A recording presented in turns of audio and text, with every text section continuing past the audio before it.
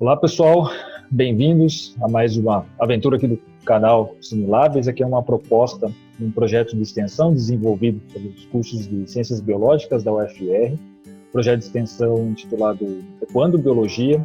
E a proposta do projeto é a gente espalhar um pouquinho sobre o que é feito aqui no curso, tanto os alunos quanto os professores, as atividades e os projetos que são desenvolvidos. Nesse primeiro momento nós traremos uma atividade um pouco diferente, que é conhecer um pouco mais os professores do curso de Biologia. Nós temos aqui a professora Maria, que também é professora do curso de Biologia, e as 4 alunas que participarão do projeto. Temos a professora Débora também, que participou do projeto, mas agora está de licença maternidade, cuidando do Adam. Então, em breve ela estará aqui conosco participando. Então, eu gostaria que as meninas se apresentassem agora, falassem um pouquinho com vocês antes de começar essa nossa conversa. Meu nome é Amanda, eu faço Biologia. Estou participando do projeto de extensão Ecoando e eu tenho 20 anos. Ok, Amanda. A outra Amanda. Meu nome também é Amanda Varago. Eu sou de São Paulo, eu vim aqui para Mato Grosso, Rondonópolis, para estudar Biologia, bacharel, e eu participo de alguns projetos na área de zoologia, esse na área de ecologia, divulgação científica. E a gente vai conhecer um pouquinho mais sobre o professor Rodrigo hoje. Olá, pessoal. Eu me chamo Emily, tenho 22 anos e faço licenciatura em Biologia. Juliane.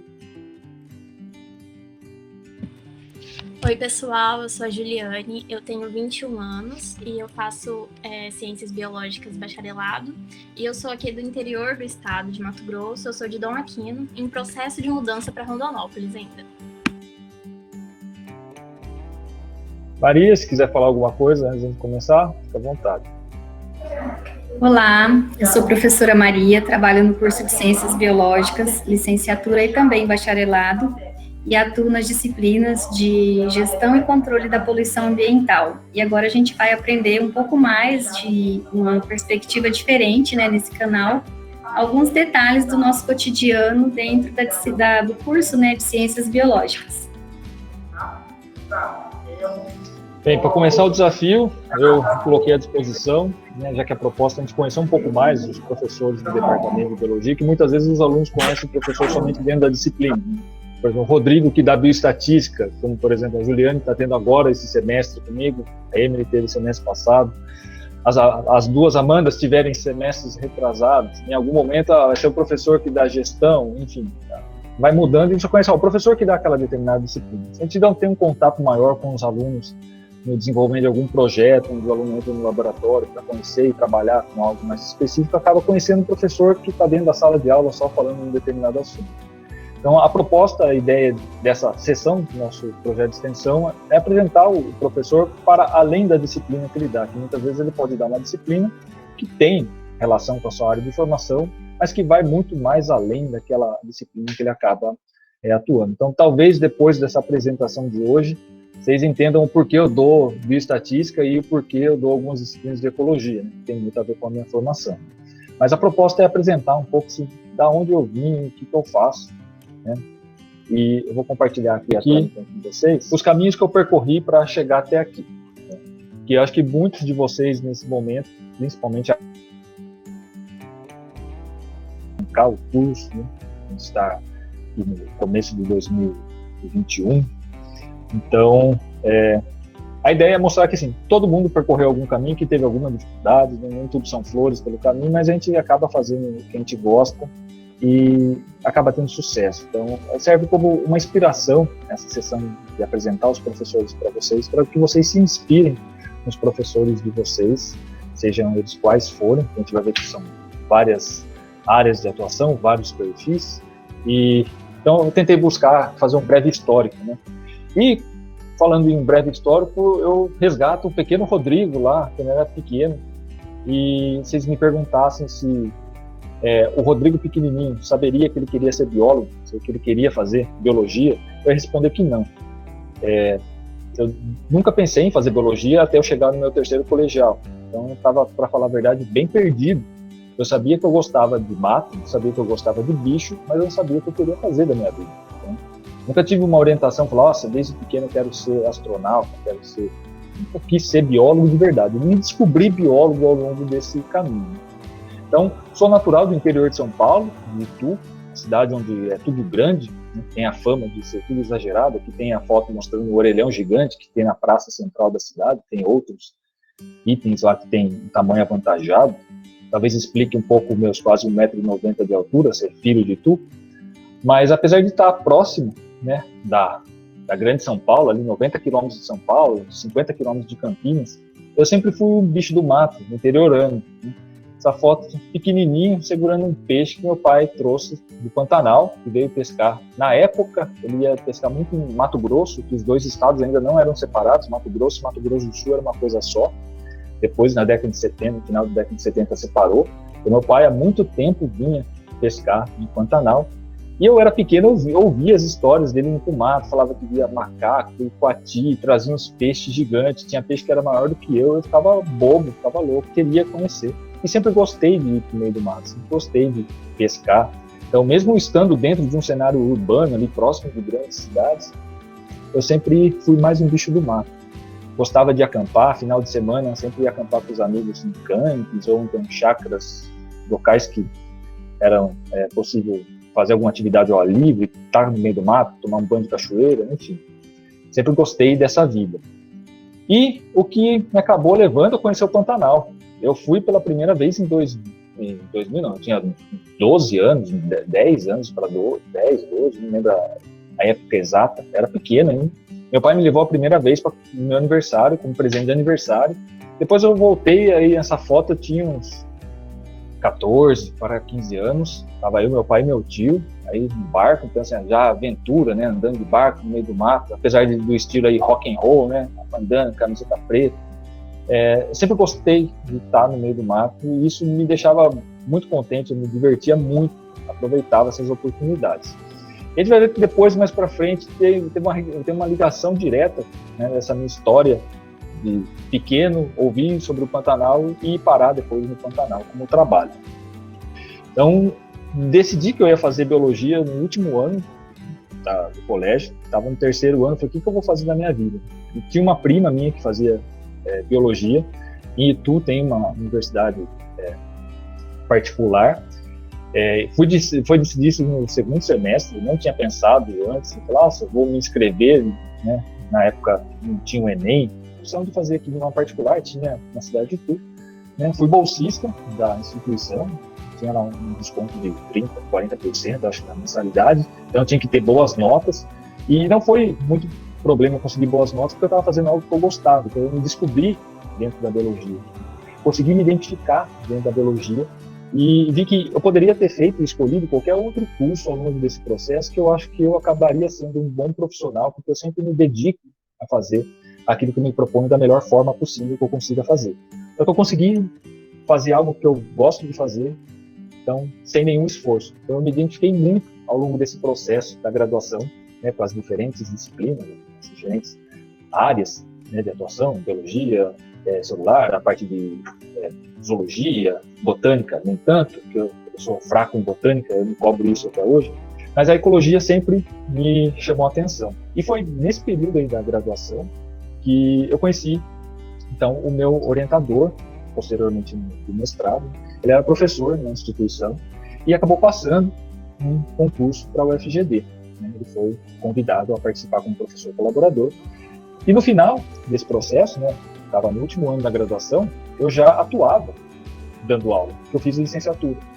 Então, durante o processo de formação dos professores, né, quem está fazendo licenciatura vai passar pelas experiências de entrar em sala de aula e ficar, né, fazendo toda a observação, a parte de pedagogia, lá, de acompanhamento das estratégias de ensino e tudo mais. Eu tive a oportunidade ainda de voltar para dentro da escola, onde eu havia estudado a minha vida inteira, e atuar como professor no último ano, que eu trabalhava como professor voluntário. Então, nesse último ano da graduação, me deu muita base para atuar como professor, porque a princípio eu não queria ser professor, eu tinha vergonha, eu não conseguia chegar numa sala e falar. Eu, quando era pequeno, e até adolescente, eu era extremamente tímido. E graças a essa formação de ter que lidar com o público, né, entrar numa sala e dar aula, principalmente no último ano que eu entrei no terceiro colegial, com 21 anos para dar aula, para a molecada que tinha 20 anos. Então, assim, a primeira vez que eu entrei na sala como substituto, achavam que eu era um professor, que eu era um novo aluno da sala. Eu falava, não, eu sou professor substituto. Ah, você está brincando, é mentira. Eu falei, não, a professora faltou, estou aqui. Então, nesse último ano da minha graduação, além do estágio, já estava atuando, né? Em São Paulo era permitido, não sei se ainda é hoje, mas como eu já tinha uma determinada carga horária completada, né, eu estava dentro da sala dando aula como substituto. Cheguei a pegar algumas disciplinas em alguns momentos, né? A professora pegava licença, fiquei com uma disciplina de ciência, uns 2, 3 meses, cobrindo a ausência dela. E eu fui para o mestrado sem ter noção também que eu queria fazer o mestrado. Então, muitas vezes a gente pensa, nossa, tem que estar tudo muito bem definido, bem muito claro. Nem sempre. Eu estava com outros planos antes de ir para o mestrado. Eu estava pensando em terminar a graduação, fazer uma pós-graduação em educação ambiental, que tinha ali na própria instituição, ia continuar trabalhando, dando aula durante o dia, fazer a pós-graduação no final de semana, e na época tinha acabado de abrir o curso de gastronomia na instituição. E eu pensei, vou fazer gastronomia à noite para não ficar parado, porque eu gostava de estudar. Eu gosto de cozinhar, eu vou fazer gastronomia. Daí, nesse meio tempo, meu professor que tinha ido, né, para Dourados, que deu aula para mim na graduação, o professor Rogério Silvestre, ele falou, tem mestrado aqui na instituição, você não quer vir fazer, né, um mestrado? Eu oriento você? Vou, né, com prazer. Mas fui meio que despretensioso, sem muita intenção e sem muita verdade, sem muitas chances de passar. Eu falei, eu estou saindo de uma instituição particular, não tive quase muita experiência na graduação, não participei de iniciação científica, não participei de muitos congressos, eu participava de eventos locais que ocorriam ali, que a própria instituição não fomentava esse tipo de ação, porque a sua formação é professor, né? Então você não vai ter que fazer uma iniciação científica e tudo mais. Então, o professor Rogério me convidou, eu fui fazer o processo seletivo, mas assim, meio desencanado, eu falei, eu acho que eu não vou passar. Ok. Fui fazer o processo seletivo, acabei passando em terceiro lugar, né, na seleção, e me mudei então para Dourados. Na época eu cheguei em Dourados, era o FMS ainda, era um campus, né, da Federal de Mato Grosso do Sul, posteriormente virou o FGD, e eu cheguei em Dourados, eu fui morar na casa com o meu orientador. Assim, a única pessoa que eu conhecia em Dourados era o meu orientador. Ele morava nessa edícula, que a gente carinhosamente chamou posteriormente de Ecotoca. Era uma casinha no fundo do terreno, com um terreno gigante na frente, cheio de mato.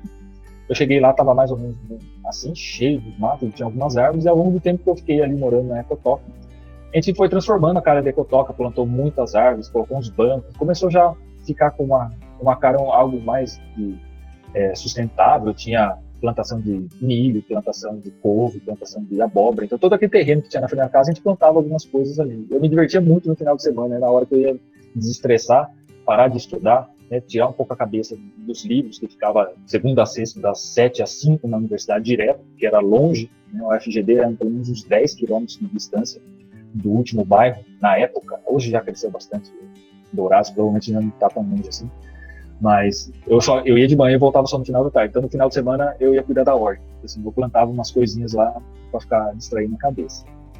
E durante esse processo, né, de estar na UFMS, na época o FGD ainda não tinha se emancipado como uma instituição, foi meu primeiro contato com a base de estudos do Pantanal da UFMS. E por incrível que pareça, eu voltei no mesmo lugar onde eu tinha ido com 12 anos.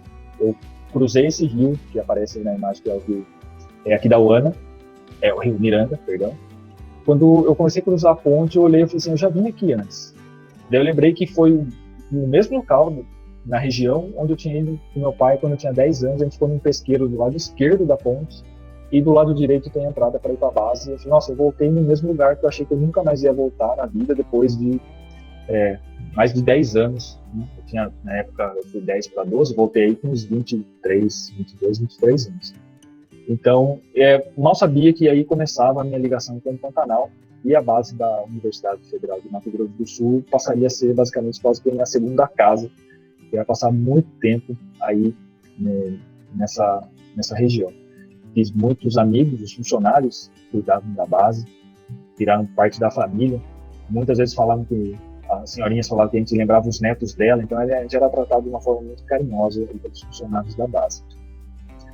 E na base, a primeira vez que a gente foi lá para fazer alguma atividade foi nesse curso de campo de entomologia, onde a gente foi colocar em prática várias coisas, né, que a gente via na teoria. Então, o curso de campo de entomologia da UFGD serviu para a gente conhecer diversas técnicas, né, a gente teve a oportunidade de ir para campo, coletar diversos grupos de artrópodes, então ter o trabalho de laboratório, a parte prática de campo, né, e coletar é divertido, mas depois tem toda aquela questão de ficar sentado na lupa, quem trabalha com inseto vai ter que ficar olhando os bichos, identificar os bichos, então teve uma vivência bem grande, ao longo de 10 dias pelo menos, né, vendo diversas técnicas de coleta de diversos grupos, então a convivência, né, com pessoas que trabalhavam com grupos diferentes foi muito proveitoso. A minha turma era uma turma pequena, né, 12 alunos na época do mestrado, e cada um aí nessa foto, na base aí do Pantanal, sentado na escada, uma foto clássica que todo mundo vai lá, tira, trabalhava com uma coisa em específico. E esse convívio, trocando ideia, conversando sobre coisas diferentes, foi muito significativo na minha formação. Eu ia trabalhar com um grupo de vespas parasitoides, estava começando a conhecer sobre himenópteros, né, sobre os insetos, de uma forma geral. Então, apesar de ser um grupo especializado em insetos, cada um trabalhava com uma coisa muito específica. Tinha uma colega que trabalhava com o número de discos olfativos na antena de abelhas, eu trabalhava com estratégia reprodutiva, eu trabalhava com controle de praga, então a gente tinha contato com coisas muito distintas daquilo que a gente estava acostumado a fazer. Então a gente fica muito ligado em um único assunto, a gente vai se especializando cada vez mais numa pequena área. Né? A gente começa no curso de biologia, uma coisa ampla, você vê de tudo um pouco, depois você afunila por um pedacinho, e afunila por um outro pedacinho menor, e um pedacinho menor ainda, e você acaba se tornando cada vez mais especializado, e essas oportunidades de conhecer e discutir sobre o todo eram extremamente interessantes e proveitosas. Só que o meu mestrado não foi no Pantanal, foi no Parque Nacional da Serra da Bodoquena, na região de Bonito. O parque abrange várias cidades, 7 cidades da região, a sua extensão. Ele é um parque que faz a linha divisa entre o Planalto e a planície do Pantanal. E na Serra da Bodoquena eu tive a oportunidade, então, também de trabalhar e melhorar muito daquelas coisas que eu já gostava, de ficar no meio do mato. Então, assim, a gente tinha que organizar expedições, não ia passar 7, 10 dias em campo, 10, 15 pessoas. Nessa foto, eu gosto muito dela, que mostra as aventuras que a gente tinha que fazer, tinha que atravessar o rio para chegar no outro lado, onde tinha uma fazenda. Então, observa que a Toyotinha aí está firme e forte, com água ali acima da roda quase, e uma carretinha atrás puxando todo o material. Então, a gente tinha que planejar muito bem essa parte de campo. E como eu gostava, né, da parte de campo, isso para mim era muito prazeroso. Eu aprendi muito em questão de logística, planejamento. A gente tinha que acampar, subir morro. Então, as fotos são antigas, né, não são qualidades, porque a gente tirava foto nessas viagens, era foto Mavica, era uma máquina desse tamanho que você colocava um disquete e gravava 10, 12 fotos no máximo dentro de um disquete. Então, a gente explorava muito as áreas. Então, aquela história de eu nasci muito tarde para a exploração dos continentes e muito cedo para a exploração do universo, eu ainda consegui encontrar algumas áreas onde eu poderia explorar, eu estava indo em locais onde poucas pessoas tinham ido, e para mim isso era uma enorme satisfação. Né? Para quem saiu da Grande São Paulo, próximo da Grande São Paulo, está desbravando, se enfiando no meio do mato, né? Fazendo aquilo que gostava, coletar, né, os bichos de interesse, isso que eu ficava extremamente satisfeito e contente. E então, essa foto lá embaixo tem aquele riozinho que a gente estava atravessando, subia morro, descia morro, entrava no meio do mato, abria picada, porque tinha que coletar. Então, né, as partes da pesquisa que ficam fora, né, do artigo, aquela coisa que por trás, né, dos bastidores do mundo da pesquisa científica, isso eu não coloco no artigo na hora que eu escrevo. Então, os perrengues que eu tinha que passar até chegar no local para fazer a coleta. Então, ninguém imagina, né, as dificuldades, né, que muitas vezes aqueles que trabalham em campo acabam passando para conseguir ter um resultado e apresentar um trabalho no final. Mas tem as suas vantagens. Essa era a minha banheira, né, ou uma das banheiras onde a gente tinha que tomar banho no rio. Né? Não tinha uma infraestrutura mínima. A gente ficava muitas vezes em locais que não tinham nada. Assim, aqui está bom para acampar. Armava barraca, fazia fogueira e tomava banho no rio. O duro era tomar banho no rio no inverno, em junho, julho. Serra da Bodoquena, água extremamente gelada, estava lá 10 graus, a água menos 8. 8 graus, uns 2 graus a menos que a temperatura, 2, 3 graus a menos que a temperatura, e você tem que entrar e tomar um banho. Então, assim, apesar dos perrengues, era extremamente gratificante a gente pegar e aproveitar esses momentos. Depois que eu terminei o mestrado, passei por todo o processo lá, defendi, eu fui para o doutorado na UFMS, no Mato Grosso do Sul, também, na Universidade Federal do Mato Grosso do Sul, só que em Campo Grande. Só que antes de entrar no doutorado, você viu que foi um período ali, entre 2007 a 2010, 3 anos dando aula também no estado. Lá. Eu saí de uma cidade onde não conhecia ninguém e fui para outra cidade onde não conhecia ninguém. Então, eu tive que primeiro encontrar um orientador, conhecer pessoas, né, apresentar projetos, ser aceito, primeiro como possível candidato ao doutorado.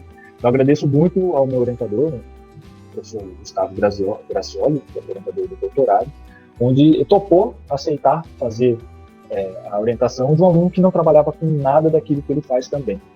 Né? O professor Gracioli estuda ectoparasitas de morcegos, moscas ectoparasitas de morcegos, então são uns bichinhos bem estranhos, para falar a verdade, e eu cheguei com uma proposta que eu queria estudar, né, himenópteros parasitoides, e na época, o programa de pós-graduação em ecologia só tinha ele trabalhando com insetos. E ele aceitou a proposta e falou, eu acho interessante, eu gosto de entender coisas que saem um pouco fora da minha zona de conforto, eu aceito te orientar. Então, sou extremamente grato, primeiro pelo aceite que ele me deu, né? Falou, topo encarar essa jornada com você, e todas as oportunidades que ele me proporcionou aí ao longo dessa formação, né, do doutorado, que não se resume somente nesses 4 anos onde eu desenvolvi a minha tese. E tem várias experiências que foram para além daquelas que foram proporcionadas pelo fato de eu ter feito um doutorado. Novamente, a convivência com pessoas é extremamente importante, então ainda mais nesse momento onde está com o distanciamento, né, talvez a gente venha dar mais valor no futuro para essas experiências. Aqui é a foto da nossa primeira aula no programa de pós-graduação em ecologia, né, a primeira disciplina que eu fiz no doutorado, que tinha gente do mestrado de 1 ano atrás, mestrado que tinha ingresso, vários alunos de diversos anos de doutorado, e cada um dessas figurinhas aí trabalha com uma coisa totalmente diferente. Tem gente que trabalha com peixe, tem gente que trabalha com ato, tem gente que trabalha com mamífero, com plantas. Então, assim, é uma turma muito diversificada. Então, trabalhar com ecologia me permitiu conhecer coisas muito diferentes daquilo que eu estava acostumado. Estava acostumado no mestrado a ver sobre entomologia. E no doutorado em ecologia, me permitiu, primeiro, conhecer coisas diferentes daquela que eu já tinha tido na minha formação inicial, no mestrado, né? Conhecer pessoas diferentes, porque eu troquei de instituição, né? Saí da UFGD e fui para a UFMS, e tive contato com pessoas que trabalhavam com coisas totalmente diferentes. E a vantagem de encontrar pessoas que trabalham com coisas totalmente diferentes é que se aprende coisas diferentes. E uma dessas coisas diferentes que eu acabei aprendendo foram provenientes desses 30 dias que eu passei no Pantanal, né, no curso de campo de ecologia, em 2011, que é um programa internacional de curso de campo. Ele é um modelo, se não me engano, que foi desenvolvido na América Latina, aqui primeiramente no Panamá, por umas instituições americanas e inglesas, né, e depois se replicou no Brasil a partir dos anos 90. Então, a gente tem diversas modalidades de curso de campo em vários biomas. O UFMS é responsável pelo curso de campo do Pantanal, mas tem o curso de campo da Amazônia, que o INPE da Amazonas oferece, na Caatinga, na Mata Atlântica, no Cerrado. Então, tem um curso de campo para cada um desses biomas, e o curso de campo do Pantanal é ofertado então pela UFMS, onde a gente passa 30 dias em campo falando e discutindo sobre ecologia. Então, também são alunos de diversas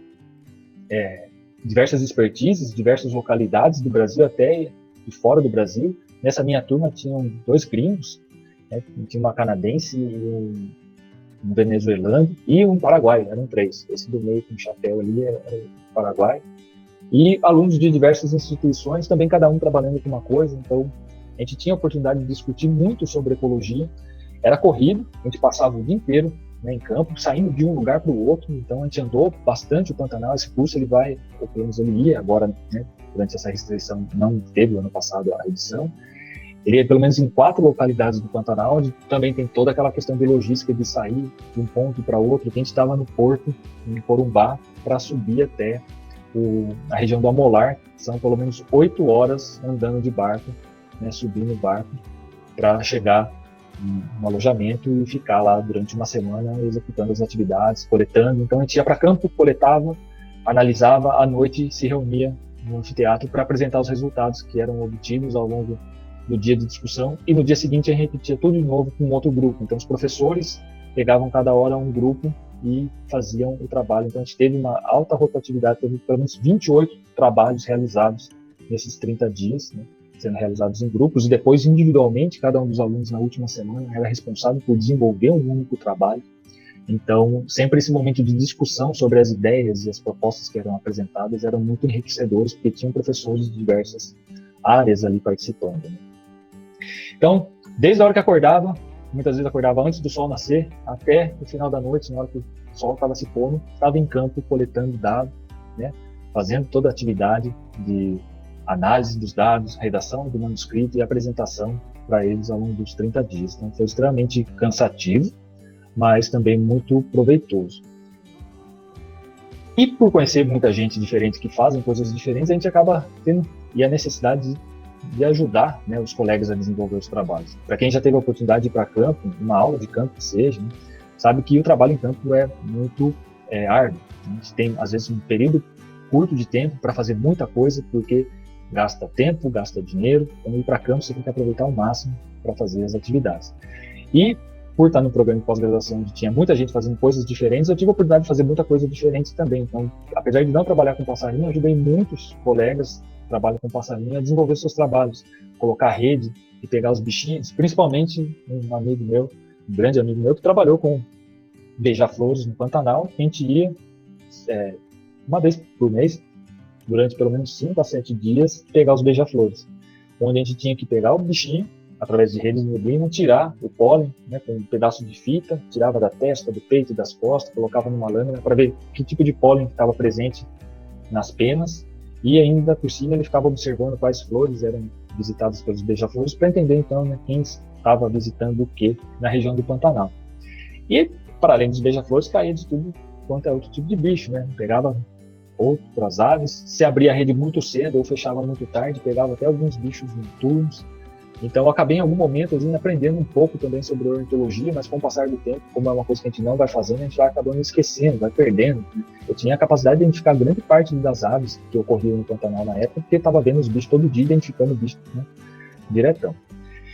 E, novamente, as aventuras de ir para campo, a gente subia aquele morro ali, pelo menos 2 vezes no mês, e durante 14 meses, pelo menos, a gente fez essa viagem de pegar um barco, subir 1 hora de barco até chegar nesse morro, Morro do Azeite, onde a gente tinha lá a disposição das redes de neblina na base, no meio e no topo, e ficava cada um em uma altura. Depois a gente ia coletar na mata ciliar, e acabava, descia 1 hora de barco, e assim durante 14 meses fazendo essa função de acordar cedo, porque passarinho madruga, então a gente tinha que acordar antes do que eles. Então, algumas coisas que eu nunca imaginei que eu precisaria na minha formação como profissional foi exigida enquanto eu estava realizando as atividades, como, por exemplo, pilotar barco.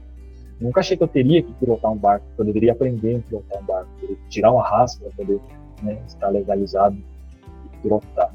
E uma coisa que eu tive que ir, isso aqui vai ser necessário porque exige, né, a necessidade ali de andar 1 hora de barco para chegar no ponto de coleta.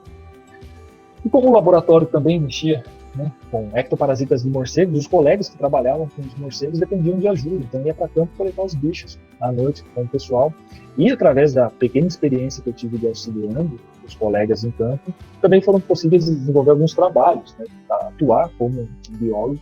A gente foi para campo fazer várias vezes monitoramento de fauna, prestar consultoria na região de Corumbá, em Mato Grosso do Sul, na área de mineração. A gente fazia o monitoramento da comunidade de morcegos. Então, eu ia como auxiliar de campo, não conseguia identificar os bichos, que depende de uma certa experiência em olhar essa carinha e falar quem que é, mas eu auxiliava no processo de montar as redes, tirar o material da rede, processar, então, abrir asa, medir, tirar todos os peso, enfim, fazer todo o processamento desse bicho para depois os responsáveis fazendo os relatórios técnicos e emitir os pareceres. Então, assim, a parte de atuação do profissional biólogo eu também vivenciei, né, de uma forma ou outra, dentro da minha formação, que muitas vezes a gente pensa que fazer um mestrado, um doutorado para atuar no mercado e ir para a academia, na verdade ele serve como uma base para você ir para o mercado de trabalho. Então, a gente sabe que terminar só uma graduação muitas vezes não é necessário. Você tem que saber fazer alguma coisa quando você termina a graduação. Todas essas experiências que são vivenciadas ao longo da sua formação, seja em nível graduação ou na pós-graduação, elas vão auxiliar, né, na execução do seu trabalho como biólogo. Então, eu aprendi muito também indo para campo nesses trabalhos de consultoria, onde eu era o auxiliar de campo, né, eu não estava responsável técnico por emitir as RTs, os relatórios e tudo mais, mas estava lá em campo coletando os bichos, virando a madrugada, pegando morcego. E para quem me conhece sabe que eu sou extremamente matutino, acordo com o sol nascendo, às vezes até antes do sol, então assim, varar a noite até as 2, 3 horas da manhã quase para ficar pegando os bichos, fechar a rede, voltar pro hotel. Eu dormia 3 horas, 4 horas por noite, só porque batia o sol e estava acordado. Eu falei, ô, desgraça. Mas era parcial e era 1 semana, 2 semanas no máximo, ali a cada 2, 3 meses. E diversas outras oportunidades, trabalhar com outros grupos, né, auxiliar os amigos em campo. Então, essa ajuda, né, não só eu dependo de ajuda das pessoas para fazer esse trabalho de campo, como as pessoas também dependem de ajuda. Né? O pessoal do ERPE está pegando cobra, lagartinho. Então, muita informação que a gente vê na teoria, né, na prática, a história é outra. Você está em campo e ver as técnicas, desenvolver as técnicas, praticar aquilo que você viu, contribuiu muito para a minha formação desde a graduação, que sempre gostei de ir para campo, então eu aproveitava muito essas atividades de campo, e assim na pós-graduação, no mestrado, no doutorado. E por isso que eu gosto tanto de ir para campo e levo os alunos com prazer para campo, até mesmo quando não é a minha disciplina. A pessoa, não consigo levar o aluno para campo, não posso. Eu levo com prazer, porque é uma coisa que eu gosto de fazer. Para mim não é nenhum sacrifício, na verdade, é onde eu recarrego as minhas energias, tá, no meio do mar. E ao longo de todo esse processo, né, tem as parcerias que vão sendo geradas, né, que passam primeiro pela formação. Aqui, mais uma das viagens para campo coletar. Esse primeiro aí que está na foto mais para frente é o Renan. Ele foi o meu primeiro aluno, meu primeiro orientado, que no doutorado nós temos a obrigação de passar também por um processo de formação docente, que pode ser dando aula ou orientando alunos. No programa de pós-graduação onde eu fiz são 2 estágios, né, estágio 1 e 2 de docência. No estágio 1 eu dei aula, que eu dava aula desde o primeiro ano do meu doutorado, na verdade, que eu já vou falar acho que no próximo slide. E o meu estágio 2 eu optei por fazer a orientação. Então, o Renan foi a primeira cobaia, né, que aceitou e topou ser meu orientado. Fez o TCC dele, na época, com os dados de um amigo também que estava trabalhando com aves. Ele precisava entender a dieta dos bichos e quando ele tomou um dos insetos, eu falei, eu preciso identificar os insetos. Eu falei, eu tenho alguém para fazer isso, e o Renan desenvolveu o TCC dele, identificando os insetos de uma área lá. Hoje já terminou o mestrado, já é mestre, logo doutor. E, para além, então, dessa amizade de um aluno, né, ele virou um parceiro de produção. A gente tem vários artigos publicados em conjunto, principalmente com os bichos dele, ele trabalha com gafanhoto. Então, através da formação de outros alunos, né, que a turma, uma das primeiras turmas que eu levei para o Pantanal, então, um bando de calor do primeiro ano indo pela primeira vez para o Pantanal, eu comecei a treinar também essa parte de docência na minha formação de doutorado. Então, desde o primeiro ano, eu comecei a participar das disciplinas da graduação como voluntário no primeiro momento, e depois fui convidado pelos professores para auxiliar nas disciplinas e até peguei algumas disciplinas sobre a minha responsabilidade. Então, esse processo de formação é uma via de mão dupla, né? Então, nós, professores, aprendemos muito com vocês, alunos, que cada uma das turmas é diferente, cada um dos alunos é diferente. Então, essa vivência, né, esse aprendizado é extremamente importante. A gente não apenas ensina a vocês algumas coisas, nós aprendemos muito também. E ainda falando em questão de formação, e no caso uma formação complementar, acho que um ponto importante que foi,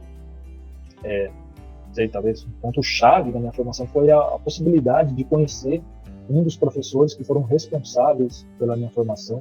Aqui dá para ver no slide o nome desse senhorzinho aqui, Mike Begon. Quem já fez ecologia, provavelmente estudou pelos livros que ele escreveu, Ecologia de Indivíduos e Ecossistema, ou então Fundamentos de Ecologia. Ele é um dos autores, né, dos 3 livros bases de ecologia que nós usamos, ele é um dos autores de 2 deles, né? E o que me deu o maior prazer e satisfação foi conhecê-lo pessoalmente e vivenciar uma semana ali em troca de experiências com o Begon no Pantanal, né, que a gente teve a oportunidade de conversar sobre ecologia, falar sobre os nossos projetos, e perceber que ele é uma pessoa extremamente simples e acessível. Eu nunca imaginei que o autor dos livros que eu li e que eu uso como base para ensinar vocês estaria numa caçamba de caminhão comigo, andando no Pantanal, tirando foto contente, sorrindo, extremamente acessível a alunos, né, de pós-graduação ali do Brasil. Então, a experiência e a vivência que a gente teve ali, né, com um dos principais responsáveis aí pela minha formação e a formação de muitos alunos de biologia, que é o autor, mora ali nos livros de ecologia, ter conhecido e ter trocado assim, um pouco de experiência foi muito gratificante nesse sentido.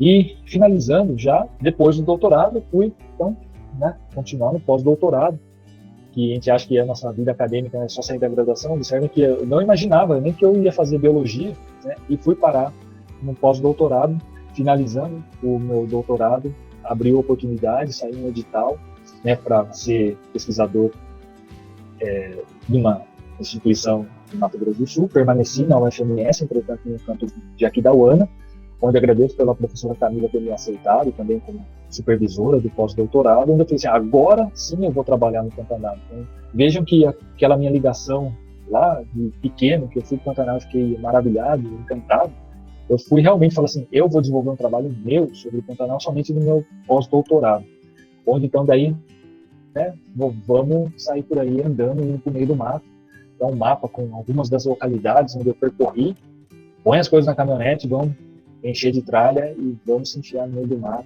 onde eu pude percorrer então diversas áreas do Pantanal, conhecer as diversas faces do Pantanal, que a gente pensa que o Pantanal é uma coisa só, uma área alagada, né, um grande pântano, mas na verdade tem áreas muito diferentes, como aqui no Parque Nacional do Pantanal, onde tem a área de transição, né, com a morraria do maciço do Urucum, a Serra do Amolar, tem montanhas extremamente altas do lado da planície, áreas extremamente alagadas, com muita água, 8 horas de barco subindo para chegar no ponto de coleta, áreas cheias de lagoas, como a região da Niacolândia, onde a vegetação é mais baixa, mais aberta, tem muitas lagoas, algumas até salinas, as áreas de planície, de campos alagados, onde a água entra com maior força, próximo às cabeceiras e a parte mais elevada do Pantanal. Então, estar em campo e conhecer, vivenciar todas as experiências foi extremamente importante para a minha formação como profissional e como pessoa hoje. Então, esses perrengues que a gente passa, aí, desde a graduação até a pós-graduação, servem para moldar, né, a nossa formação. E assim acaba se descobrindo e a gente vai se revelando aos poucos para nós mesmos. Então, nesse momento que muitos podem estar em dúvida, né, ainda mais agora, nesse momento de distanciamento, ensino remoto, colocando em xeque muitas das nossas escolhas, é importante, acho que, destacar que se você fez uma escolha que realmente reflita aquilo que você gosta, né, você vai chegar em algum ponto. E é onde nós chegamos, então, agora aqui na UFMT e na UFR, que eu não sei se é meu espírito libertário, porque eu cheguei na UFMS em Dourados, virou UFGD, eu cheguei na UFMT, ela virou UFR. Então, esse princípio aqui em 2017 na UFMT, posteriormente virando UFR, se deu no final do meu pós-doutorado, antes de finalizar, na verdade, o contrato que eu tinha de bolsista de pós-doutorado. Eu fui aprovado aqui no concurso para a instituição, assim como fui aprovado também no concurso para a UFMS, mas eu fiquei em quinto lugar. Então, assim, geralmente nas vagas de ecologia eles só chamam o primeiro, não chamam o segundo, terceiro, quarto, nada, porque é muito concorrido. Então, vim fazer parte do time da UFMT, UFR agora, e é onde a história só está começando. Então, assim, esse é um início de uma nova jornada, onde provavelmente muitas outras aventuras, muitos outros desafios se apresentarão, né, nesse curto período de tempo que eu estou aqui no curso. Já deu para explorar muitas questões, já fiz um curso de campo de ecologia com alguns alunos. A ideia é, então, assim, a gente mostrar, né, o quanto, pelo menos eu sou apaixonado pela ecologia, então a parte que vocês veem em estatística, né, eu estou cobrando lá vocês pensarem em perguntas, usarem os seus dados, somente uma fatiazinha da minha formação que exige que a gente use todo esse conhecimento para tentar responder questões, né, e é importante deixar a mensagem para vocês que os caminhos podem ser os mais diversos, né, que vão se apresentar para vocês ao longo dessa jornada. Mas o importante é você dar o primeiro passo e seguir o seu caminho, que eu acho que você consegue obter, né, sucesso se você fizer aquilo que você gosta. Então, finalizo com essa imagem que mostra a minha pegada ao longo da pegada de uma onça do lado de uma pegada de uma anta. Né? Então, assim, todo mundo indo para o mesmo caminho, mas provavelmente cada um chegou em um local diferente. Ainda bem que eu não queria ter cruzado com a onça aí no meio desse caminho.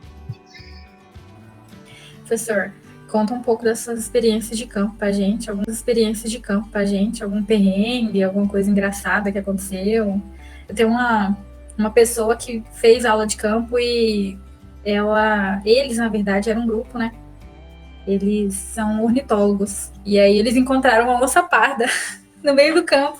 Só que ninguém viu, porque ela passou rápido no fundo e eles só viram depois o vulto. Conta aí pra gente. Onça é o que eu mais passei perrengue no mato, foi com onça. Não foi uma, não foi duas vezes. Vou contar uma história breve, não vou me alongar muito, mas vamos falar que é a história de pescador. Uma vez uma onça roubou a nossa marmita. Aquela foto que tava o barco com um monte de marmita, a gente acordava cedo, levava a marmita para campo, chegava, deixava encostada na árvore e subia pro morro. Daí, segundo ou terceiro mês, passou um barco, falei, opa, parou, eu falei, vou mexer no barco. Falei, vou dar uma olhada. Desci, cheguei lá, já não vi a marmita. Falei, nossa, roubaram a marmita, roubaram o barco, levaram o motor, falei, a gente vai ter que descer nadando. 1 hora de barco subindo, vai dar uns 3 dias nadando, bateu o desespero. Daí, meu Deus. Cheguei na beirada do rio, o barco tava lá, o motor tava lá, tava tudo, só a marmita que tinha sumido.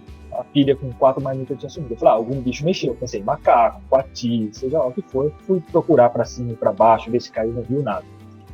Falei, ok. Começo a voltar na trilha, acho que uns 20 metros de onde estava a marmita, atrás de uma árvore, ela caída inteira, assim. Falei, eu não vou ficar sem almoço, né? Já acordava 4 horas da manhã, já era umas 11 horas, umas 10h30, a fome já estava batendo, eu falei, eu vou pegar aquela marmita. Na hora que eu peguei a marmita, tinha um buraco do tamanho do meu dedo, assim, na tampa e uma outra na base dela. Eu falei, ai, esse aqui não foi bicho pequeno que mexeu, né? Eu já imaginei a onça arrastando a marmita no meio das pernas, assim. Eu falei, ok, né? E comecei a voltar, a subir pro morro, que eu ficava na base, que era mais ou menos na altura da copa das árvores. Na hora que eu tô subindo o morro, barulho de mato andando na minha frente. Cheguei, encostei na árvore, peguei um pau que eu ficava, botei uma ponta, fiquei com uma faca na mão, encostei na árvore, falei, vamos esperar que ela venha pela frente, né? Barulho de onça desce, e fica andando, de repente começa a descer urubu, sentar em cima da árvore onde eu tava me sentindo aquele desenho do Pica-Pau, onde os urubus sentam e roda, fica só esperando morrer, assim. Eu falei, cara, é hoje que eu vou, né? E o barulho ficou andando, daí foi diminuindo aos poucos, passou, daí o pessoal desceu, deu a hora de finalizar, fechou as redes, na hora de chegar lá embaixo, contei histórias e começaram a dar risada, era mentira, eu falei, é verdade, eu falei, vamos lá, você vê. Chegamos lá, olhei a marmita, aquele buracão, falei, volta lá onde estava caída, um cheiro de carniça assim no chão, falei, meu Deus, a onça estava passando aqui e eu dando sopa, não vi, né? E um mês antes a gente tinha visto uma onça atravessando o rio, bem mais para baixo de onde a gente estava, e na primeira vez que a gente foi para campo, quando foi fazer a trilha, tudo, tinha uma onça bebendo água, assim, pertinho. Falei, cara, a gente está cercado por onça aqui. A partir desse dia a gente começou a andar com uma buzina, aquelas buzinas de torcida, falou, qualquer problema que tiver com onça, qualquer coisa séria, aperta a buzina. Porque essa buzina vai ser séria, né? Pra ficar brincando. Ok. Passou, acho que 1, 2 meses. Eu tava dentro do mato, tirando os bichos lá, né? Pegando os passarinhos, tirando eles da rede. Alguém começa a gritar lá na margem. Eu volto para ver o que era. Era um pescador qualquer, tinha parado. Ele falou, ô parceiro, só parei para falar que aí do lado do barco de vocês tinha uma onça parada bebendo água aí. Eu falei, obrigado. Subi no barco e pé na buzina. Eu falei assim, eu não vou ficar agachado no meio do mato sozinho, não. Sinto muito. Né? Então, assim, onça era uma coisa que direto virava, mexia e acabava encontrando. E daí, na época, tinha os pesquisadores que trabalhavam numa fazenda do lado lá da base da instituição. E a gente contando essas histórias, ele falou, nenhuma delas tinha colar, vocês não viram? Que eles tinham várias onças com colar. Ele falou, não, nenhuma tinha com colar. Ele falou, se você viu uma onça, certeza que umas 10 viu você e você não viu ela, porque as bichas ficam escondidas e tal. Então é normal. Por isso que é recomendado assim, não ir sozinho fazer as atividades em campo. Né? Eu sempre reforço e falo isso para os alunos quando a gente vai fazer alguma atividade em campo. Eu falo, se for para campo, nunca esteja sozinho, porque pode acontecer alguma coisa, né? E é bom você estar em 2, porque aí pelo menos você corre mais do que um. Você não precisa correr mais do que a onça, você só precisa correr mais do que o seu colega. Então, é uma coisa séria que a gente tem que tomar cuidado. Nas questões de segurança são fundamentais. Né? Assim, os EPIs de segurança, usar perneira, usar luva na hora que vai mexer com os morcegos, com o repé. Então, assim, tem todas as questões, né? Todos os trabalhos têm uma certa periculosidade. E ir para campo não é só diversão, então tem que se prevenir e tomar muito cuidado também.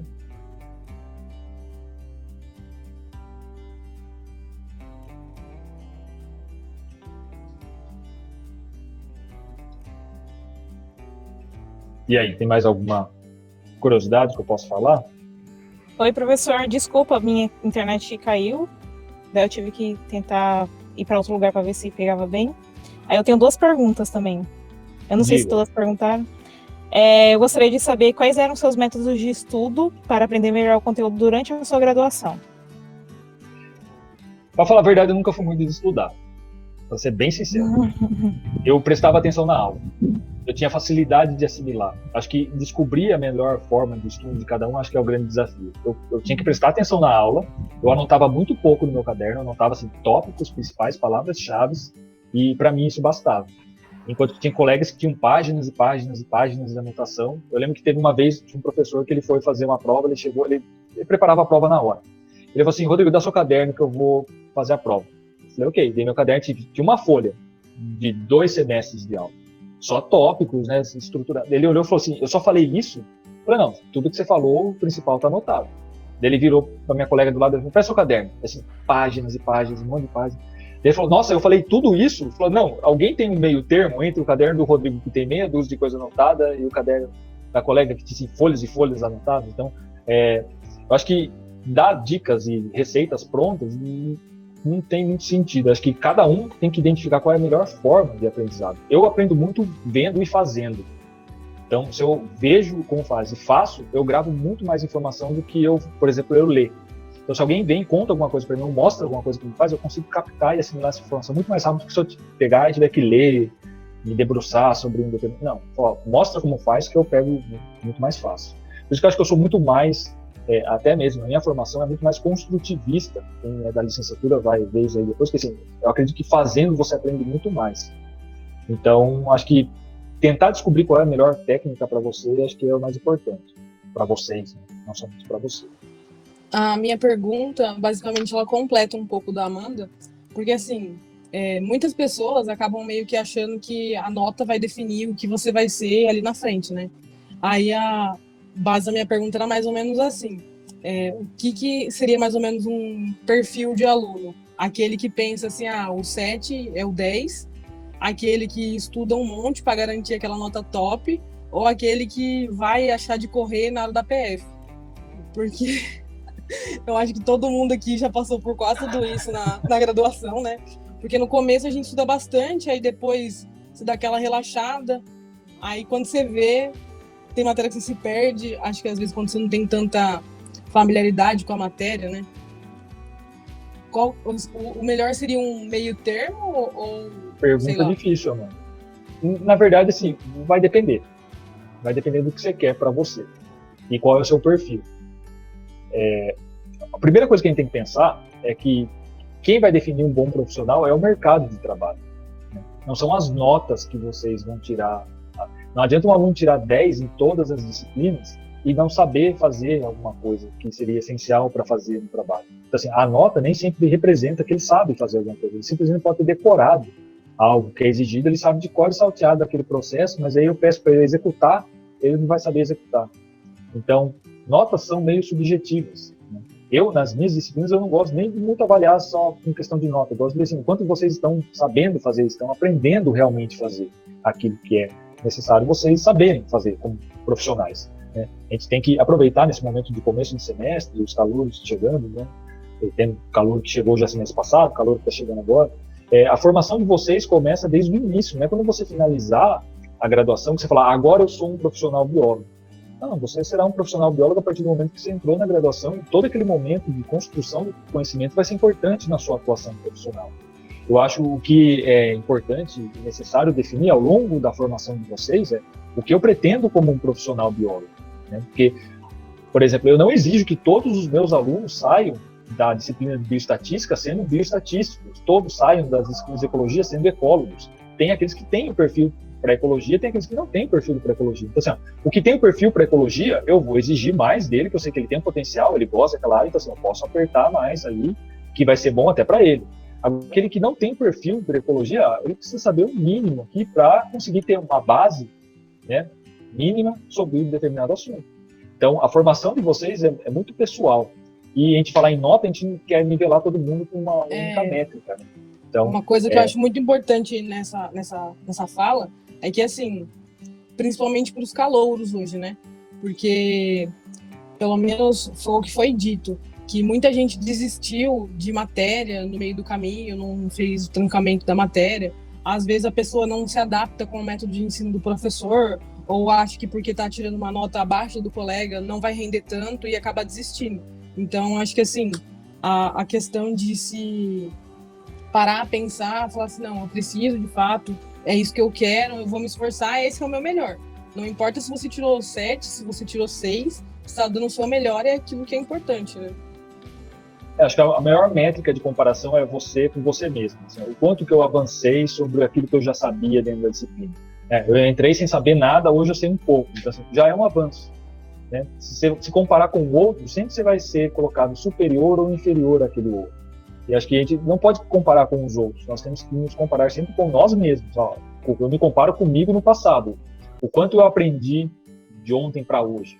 Né? Então, comparar com o outro não tem nenhum sentido, porque eu não estou vendo o quanto eu aprendi mais do que ele. Eu tenho que ver o quanto que eu aprendi, né, ao longo desse processo. Então, se um 7 é suficiente para você passar, e você viu que dentro desse 7 você aprendeu muita coisa, vai ser muito mais significativo do que aquele que tirou 10, que eu não aprendi quase nada de novo nessa disciplina, que era uma coisa que eu já gostava, eu já sabia, por isso que foi fácil, eu tirei 10 em tudo. Que só decorou para a prova, depois esqueceu.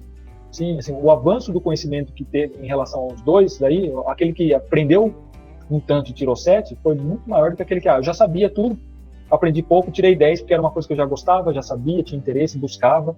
Assim, para mim foi fácil. Então, comparando esses dois cenários, por exemplo, um aluno que tirou 7 pode ter ido muito melhor do que aquele que tirou 10. Então, mais ou menos nesse sentido que a gente tem que pensar na construção e na avaliação de vocês. Professor, dá uma dica, ou diga qual a importância da extensão universitária, de interagir mais na faculdade, entrar em IBID, que é o processo de iniciação à docência, né? No caso, para quem é da licenciatura, já é uma preparação para ir para a sala de aula, conhecer um pouco da insegurança de chegar na sala e tal. E projeto, igual a gente está no projeto de extensão, como ser mais participativo, como procurar mais. Diga aí um pouquinho. É extremamente importante todos os processos na formação de vocês. Não sei se vocês perceberam ao longo da minha fala, eu não falei nada de coisas que eram obrigatórias de eu ter feito no mestrado, no doutorado, sempre foram coisas para além daquilo que era o mínimo que era exigido.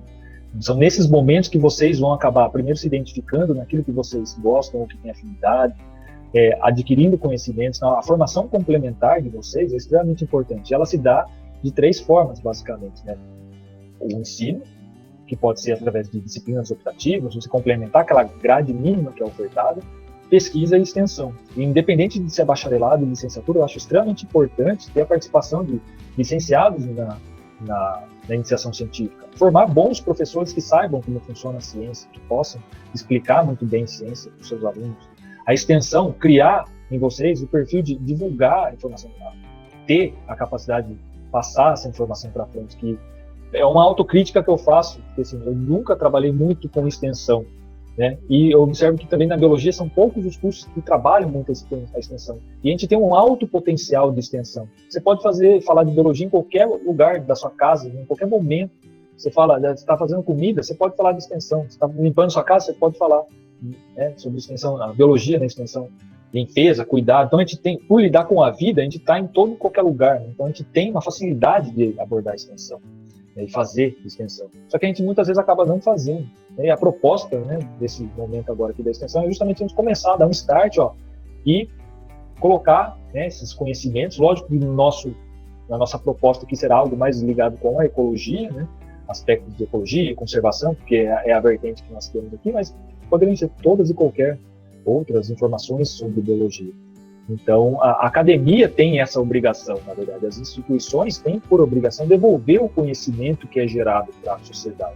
E uma das formas de devolver é através da extensão. Né? Então, a gente pensa que o ensino é eu entrar na sala de aula e ensinar vocês aquilo que eu produzo. Então, eu faço pesquisa para produzir conhecimento. Eu vou ensinar para vocês aquilo que eu produzi. E daí, para aí, eu não devolvo para a sociedade algo que está sendo produzido. Então, a gente tem que ter esse tripé e caminhar junto. Então, é extremamente importante. E a participação de vocês é fundamental, porque ninguém faz nada sozinho. Se não tivesse vocês auxiliando e executando, fazendo, se eu não tivesse alunos para fazer iniciação científica, eu não teria muitos projetos sendo desenvolvidos, porque eu não ia dar conta de fazer tudo sozinho. Se eu não tivesse alunos participando da extensão, eu não ia dar conta de fazer tudo sozinho. Então, essas oportunidades que vocês têm que abraçar e falar, ó, quero fazer, vou me inteirar. Eu falo várias vezes para meus alunos, falo, ó, o laboratório não é um casamento. Você pode entrar aqui, não gostar, pode pedir para sair. Né? Ó, não me identifiquei com isso, Rodrigo. Beleza. Só me avisa, não vai sumir, não falar nada. Falar, eu estou fazendo estágio no laboratório do Rodrigo, fico 6 meses sem ir, daí eu pergunto, falei você. Não, eu parei de ir. Tá, mas nem me avisou. Então, assim, busquem se identificar nesse processo, né? Ver o que eu gosto, qual é a área que tem maior interesse. E muitas vezes você acha que você gosta de uma coisa, quando você começa a fazer, você descobre que você não gosta, né, daquela coisa. Então, nossa, eu achei que eu gostava de entomologia, mas agora eu sei que eu tenho que ficar sentado na lupa olhando o bicho a tarde inteira, eu não tenho paciência para isso. Né? E tem perfil de aluno, né? Que um tem melhor perfil para fazer isso, ou tem perfil melhor para fazer aquilo. Às vezes eu acabo negando alguns pedidos de estágio, porque eu já sei que o aluno não tem dado perfil para fazer determinada ação. Eu falo, professor, você tem vaga de estágio? Aí eu falo, agora no momento eu não tenho. Mesmo que eu poderia tentar pôr aqui, fazer alguma coisa, mas já não tem o perfil, já sabe que não vai funcionar. Falo, vai procurar outra coisa, talvez você tenha perfil mais para essa área, para aquela outra área. Então, também nós podemos fazer essa função de orientar vocês nesse sentido, mas vocês têm que buscar, né, essas orientações. E, vai testar, vai experimentar as coisas.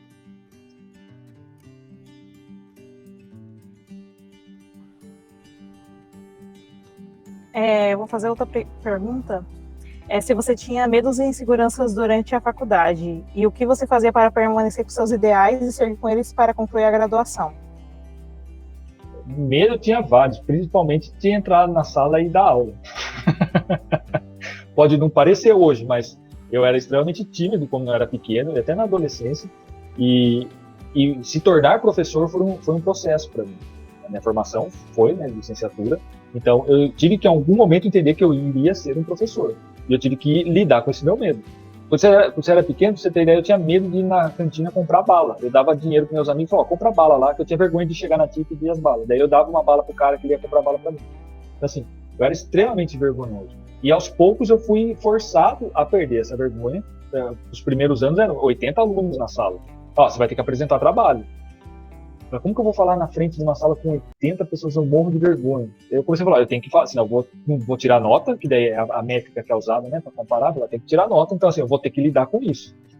A ideia de lidar com isso foi assim, primeira coisa, falar, se eu estudei para apresentar o trabalho, eu sei um pouco mais do que todo mundo que vai estar ouvindo, com exceção do professor, talvez, assim, o único que vai, mas a função dele é me ouvir falar porque ele pediu para eu fazer o trabalho. Então, os demais não vão poder me criticar porque eles vão estar aqui na frente fazendo a mesma coisa também. Né? Então, vamos lá. O segundo momento foi pensar e criar um personagem Rodrigo professor. Então, assim, eu vou agora ser o professor. Então, agora eu encarno o personagem professor. Então, assim, eu tenho que perder a vergonha. Eu vou lá e vou dar aula. E a prática, a vivência é extremamente importante. Você fazer as coisas para aprender. Aquela história que eu falei que eu passei o último ano da minha graduação entrando dentro de sala de aula como professor substituto, foi uma grande oportunidade para eu aprender a lidar com esse processo. Porque eu chegava cedo na escola, era uma escola extremamente grande, tinha 3 professores substitutos que davam plantão nela, para vocês terem uma ideia. Chegava às 7 horas, um pouquinho antes das 7, e ficava lá esperando, que em alguma hora ia aparecer uma aula para eu cobrir. Às vezes chegava assim, o professor de geografia vai atrasar nessa primeira aula, Rodrigo, sobe lá para segurar a sala, porque não podia deixar os alunos no pátio. Então, sobe lá. Daí chegava lá, galera, fazer chamada, vamos corrigir o exercício que foi, passado a aula passada, nem sabia direito, eu chamava, quem tem ele feito aí, ia lá, então, assim, você tinha que ir aprendendo, né, ter um jogo de cintura ali. E daí saía do terceiro colegial com geografia, 6º ano é matemática agora. Lá, puxa, passava, pegava um livro e ia para a sala. Então, isso de ter que se adequar, se virar a alguma coisa inesperada, foi muito útil para conseguir lidar com essa barreira que eu tinha de vergonha de entrar dentro de uma sala de aula, por exemplo, e dar aula. Então, você tem que tentar enfrentar seus medos. Tem que descobrir qual seria a melhor forma de você enfrentar seus medos. Você fez uma outra pergunta? Era só essa, eu já me perdi. E também porque a gente tem medo e inseguranças, né? É inevitável. E também a gente mantém os nossos ideais, desde o início até o final da graduação. E depois continuar com eles. No que a gente acredita, né? Eu tive sorte de escolher algo que eu gostava de fazer. Nunca tive nenhum tecido familiar com isso. Meus pais sempre me apoiaram. Falaram, não, vai fazer o que você quer, o que você gosta. E sempre fui teimoso. Assim, eu falava, eu quero fazer isso e programação. Acho que planejamento é uma coisa extremamente importante. No meu caso, eu ainda tive um suporte, eu ficava em casa, não estava fora de casa, estava na cidade morando com os meus pais na época, tudo mais. Assim, estava dando aula como substituto, eu ganhava um salário, era uns trocadinhos, era uns trocados que eu ganhava. Mas, eu não sei o que vai ser quando acabar, né, minha graduação. Já estava planejando fazer uma pós-graduação, tudo mais. Eu falei, eu vou começar a guardar dinheiro, não vou torrar porque eu não sei o que vai acontecer comigo. Né? Sempre fui muito independente nesse sentido.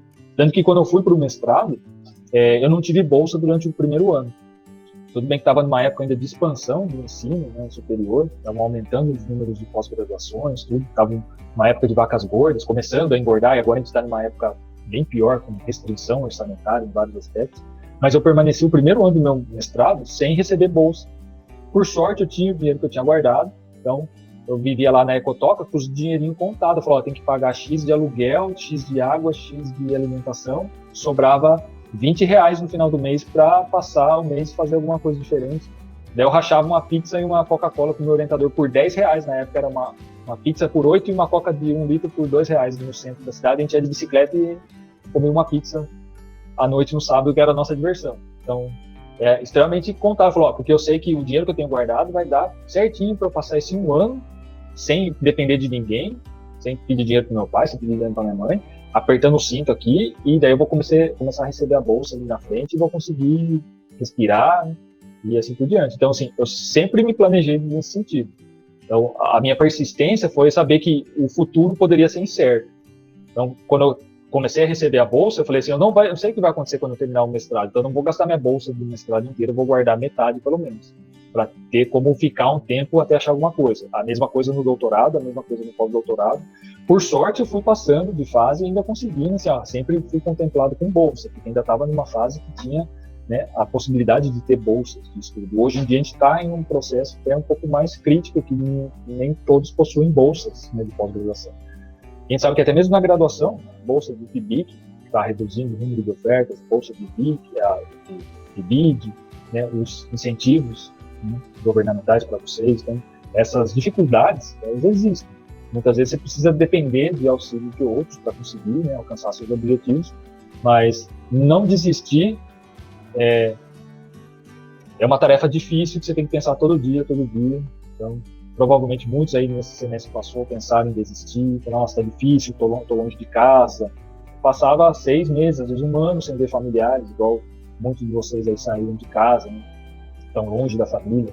São sacrifícios que nós fazemos, né? Até mesmo sair de casa aí para longe da família é um sacrifício. Você tem que pôr na balança. Nossa, tô numa cidade, longe, sem ninguém por perto, sem conhecer ninguém. Às vezes bate, né? Aquela pressão psicológica. Nossa, eu podia estar em casa, né, com meus pais. Agora, talvez na pandemia o pessoal tenha voltado para casa, mas é um desafio que todo mundo passa. Mas não desistam.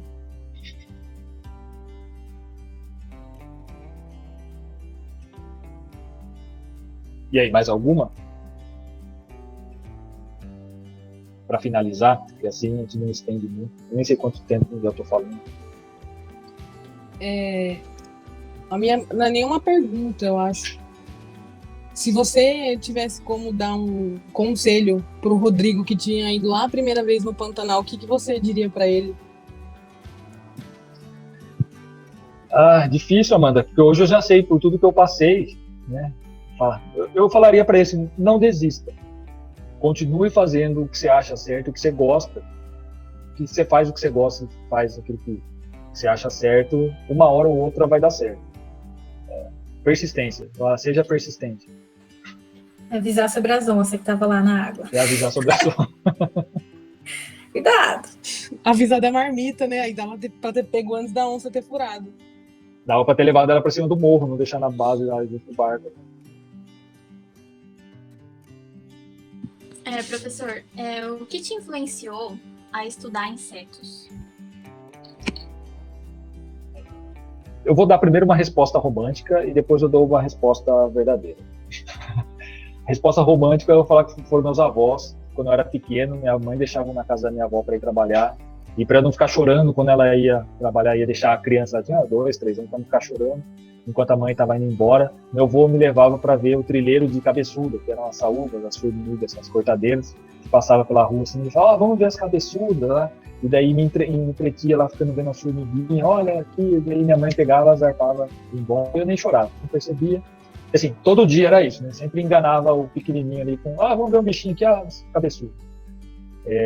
Mas a verdadeira, talvez, foi que, na verdade, eu não escolhi estudar insetos. Eu acabei indo estudar insetos por influência do meu orientador lá da graduação, que trabalhava com formigas, estudava insetos, eu fui trabalhar com insetos, e daí, ao longo do processo, eu descobri que insetos seria uma boa ferramenta para se trabalhar ecologia, porque são grupos, né, não só, mas diversos grupos que respondem muito bem às várias questões que ecologia e o que era do meu interesse poderiam ser utilizados como uma boa ferramenta biológica para estudar processos ecológicos.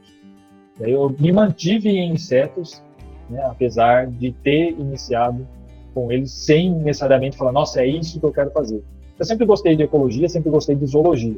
Então, assim, eu poderia trabalhar com qualquer grupo animal, mas eu percebi que inseto era uma boa estratégia, porque para as questões que eu tinha em mente, ele poderia me ajudar. Então, foi uma escolha profissional por questões de conseguir ter respostas que eu gostaria de obter. Mas fiquem com a resposta romântica, que é mais bonita. Professor, eu tenho uma pergunta que foi mandada por alguns internautas. Assim, se a docência não fosse uma opção, nem ecologia, nem nada do gênero, qual opção seria mais válida? Ser Masterchef, ser poeta ou dublê do Rick de The Walking Dead? Olha, não sei, já falaram que eu pareço com esse tal do Rick do Walking Dead, eu não assisto, mas já falaram que eu... E não foi só aluno, na academia uma vez um cara me parou e falou assim, você parece o fulano do Walking Dead. Eu falei, cara, até aqui, velho. Eu falei, ok. Não sei, Amanda, para falar a verdade, assim, para ser dublê, eu acho que ia sofrer demais e talvez não ter reconhecimento, não escolheria. Ser poeta nesse país não dá futuro, ia talvez passar fome, então acho que eu acabaria ficando com ser... Como você falou, chefe? Masterchef? Masterchef, das aulas de campo do Pantanal, né? Porque sobra para mim, oficial. Né? Cozinheiro oficial. É uma coisa que eu gosto de fazer, mas não faria por profissão, para falar a verdade. Porque eu gosto de cozinhar como hobby. Agora, eu me imaginar dentro de uma cozinha, tendo que cozinhar sob pressão para entregar um prato, que tem cliente cobrando, acho que não. Eu faço por prazer, algo que me deixa contente, me estressa, eu vou lá, crio algumas coisas, mas não seria profissão também, mas entre as 3 opções, acho que eu ficaria com essa.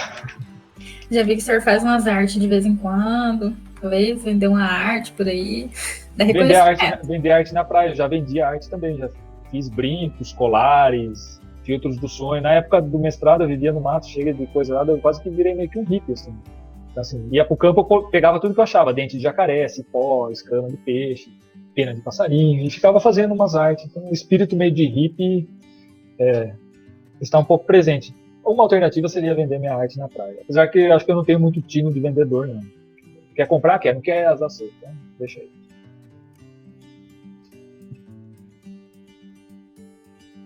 Então, ok. Acho que é isso, né? Acho que vocês já perguntaram bastante coisa. Acho que eu já falei bastante sobre mim, para além das aulas, né? Vocês me conhecem. O pouco que aqueles ainda não me conhecem muito.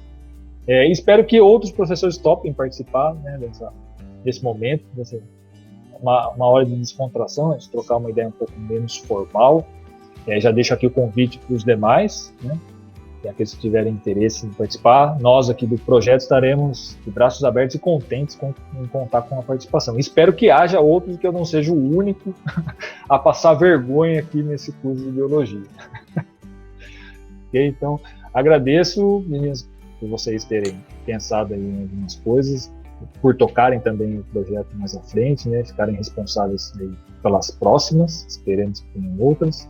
E já deixar aqui o aviso para o pessoal que fiquem atentos. O projeto de extensão Econobiologia vai ter algumas redes sociais aí, estarão disponibilizando os conteúdos ao longo do próximo ano. Então, contamos com a colaboração e participação de vocês para divulgar, não somente dentro do curso, mas a proposta é mostrar para fora do curso, vamos fazer, né, que a cidade de Rondonópolis conheça o que que o curso produz, e assim com as cidades da onde nós temos participantes, aí que temos pessoas do interior do estado, até de outros estados, né? Então, assim, vamos cruzar barreiras municipais. Então, Juliane falou que é de Dom Aquino, sou sua vizinha aqui de Jaciara. aí, ó, vocês vão espalhem o conteúdo aí na região de vocês. O Vale de São Lourenço, então. Então, se alguém quiser fazer mais uma colocação final, passo a palavra para vocês. Fazer um convite para a professora Maria, para ela ser a próxima entrevistada, saber um pouco sobre ela.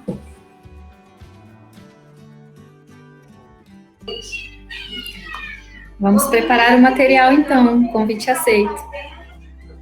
Então, é assim que eu gosto, hein, ó, jogou na lata, falou, vamos pro... acertou na hora. Então, é isso aí. Então, até mais, Ao pessoal. vivo não dá para correr, né? Não dá para fugir. Então, tá bom. Nos vemos na próxima. Até mais, pessoal.